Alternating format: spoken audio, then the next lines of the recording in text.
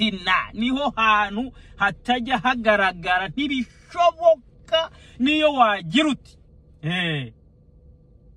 icyo nakubwira rero mukanya maze kuganira n'uwo bita Mama Bizuru arambwiye ati usijyari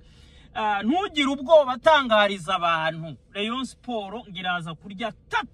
ndamubaza inise Mama Bizuru ko hari inkuru wantangarije zigafata ubusa ukantangariza inkuru ngiratsinda reka da ikipe bakayikubita ese ikitwa Gatege karagiye nta gateke ugigira agategere kada Mama Bizuru yabwiye ati we usijyari Rayon Sport irarya goli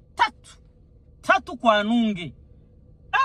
ndavuga ibi ni ibintu bikomeye cyane arambwira ati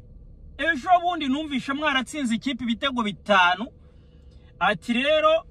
ni bya bindi nukwendereza ati umupira uraza kuba ruwo nuko biza kwa bihaga